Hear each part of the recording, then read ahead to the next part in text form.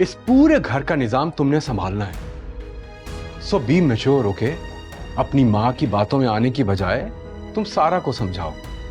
यही हम सबके लिए बेहतर है। अब जा सकते हो तुम।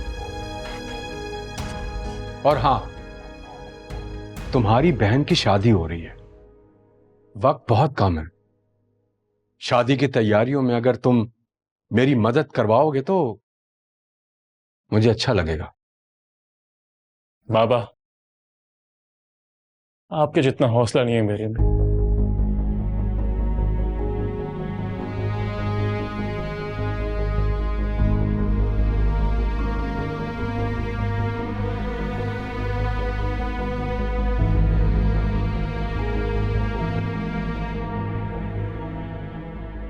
हादिया समझती क्या है ये खुद को? अच्छा नहीं कर रही है मेरे साथ। देख मेरे दोस्त, गुस्सा करने से क्या होगा? कौन सा हादिया ने तुम्हारे पास वापस आ जाना है? और वो क्या नाम है उसके कजन का, वो जुएब, उससे उसकी शादी नहीं होगी क्या? हाँ, शादी तो मैं नहीं होने दूंगा। क्या मतलब है तुम्हारा? मतलब मैंने फैसला कर लिया है। अगर हादिया की शादी मुझसे नहीं होगी तो किसी से नहीं होगी। ऐसा सबक सिखाऊंगा कि सारी जिंदगी याद रखेगी। अरे ओ भाई, क्या करने वाला है तू? कुछ बता तो सही। सुन,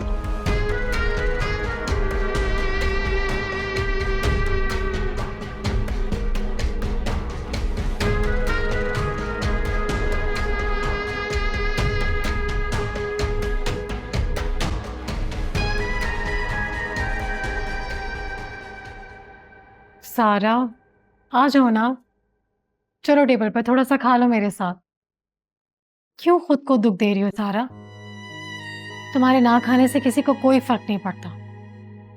तुम्हारे पापा को तुम्हारी परवाह नहीं, तो कोई और क्या कर सकता है?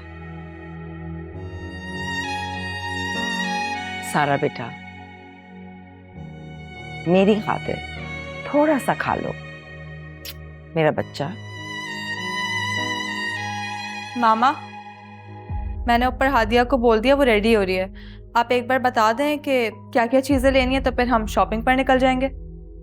महानूर बेटा, शादी की शॉपिंग करनी है, हर चीज खरीदना है, कपड़े, ज्वेलरी, जूते, मेकअप। हादिया को जो कुछ भी पसंद हो प्लीज तुम उसे दिला देना, ठीक है?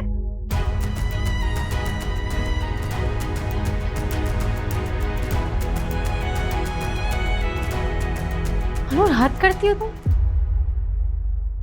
सारा के सामने शॉपिंग का जिक्र करने की क्या जरूरत थी? इतनी मुश्किल से मैं उसे खाने के लिए मना रही थी और तुमने तो आते ही। अब समीना, मैंने कहा था महानूर को कि हादिया को कह दो जाकर तैयार हो जाए शॉपिंग के लिए। इसमें इसका कोई कसूर नहीं है। भाभी, आप तो माशाल्लाह इस घर में बहुत समझदार। आपको नहीं पता मेरी बेटी किस तकलीफ से गुजर रही है, कितना स्ट्रेस है उससे। कुछ तो ख्याल करें।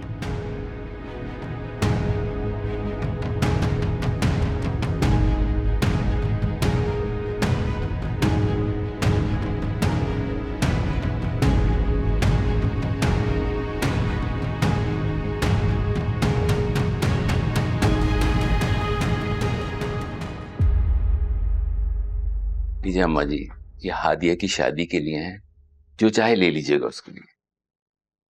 बेटा, मेरी हादिया से बात हुई थी, वो कह रही थी कि शादी की तमाम तैयारी मुकम्मल हो चुकी है। ये तो बहुत अच्छी बात है अम्मा जी। शौकत भाई हादिया के लिए इतना कर रहे हैं, मगर असल में हादिया का मैका तो यही घर है, और मामू होने के नाते मेरा भी तो फर्ज है ना। बेटा, मुझे बहुत खुशी हुई है ये सुनकर कि इतना कुछ होने के बावजूद भी तुम हादिया के बारे में सोच रहे हो। ज्यादती तो हमारी तरफ से थी अम्मा जी, मगर हादिया को इस घर की बहू बनाने की ख्वाहिश तो रह ही गई। उदास मत हो बेटा, हर काम में अल्लाह की कोई ना कोई मसलहत होती है। हाँ बेटा, वो ऐसी है कि कपड़े तो हादिया के तकरीबन तमाम मुकम्मल हो चुके, क्यों ना उसके लिए जेवर ले ले। ठीक है अम्मा जी, आप जैसे चाहें कर लें, हादिया से पूछ लीजिएगा। और पैसे कम हो जाए तो मुझे बता दीजिएगा, मैं और दे दूंगा। ठीक है।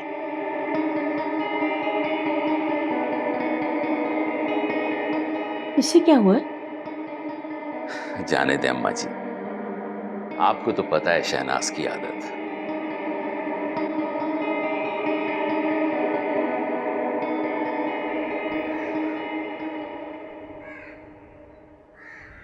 जी नानू, मैं कोशिश करूंगी आ जाऊं।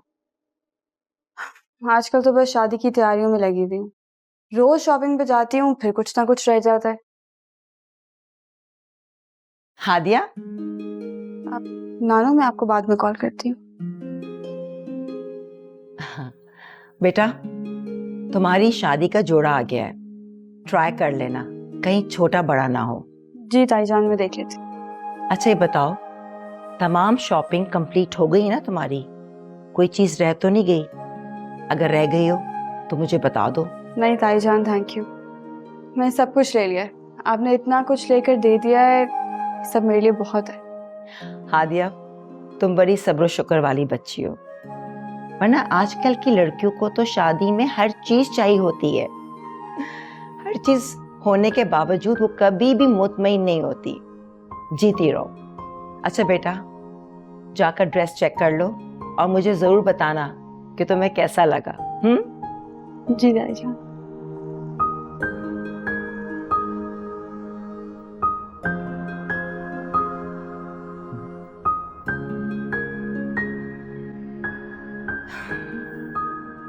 अच्छी बच्ची है।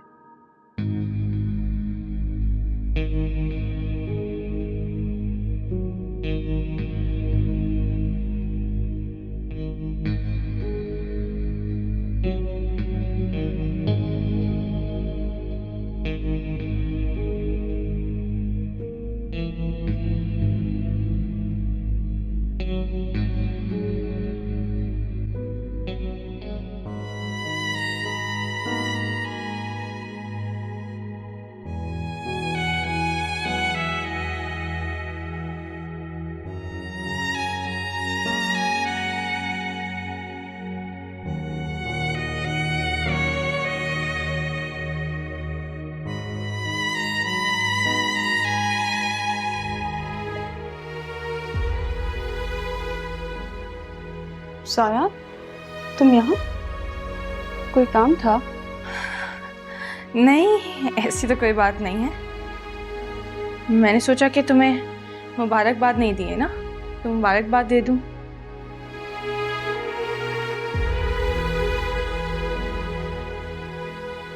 तुम्हें मेरा नसीब, मेरी खुशियां, मेरा मंगेतर, मेरा ज़ुहैब, सब बहुत मुबारक हो हादिया। सारा, कोई किसी का नसीब नहीं छीन सकता। जो जिसकी किस्मत में होता है वही मिलता है। ज़ुहैब का साथ भी तो किस्मत की बात है ना।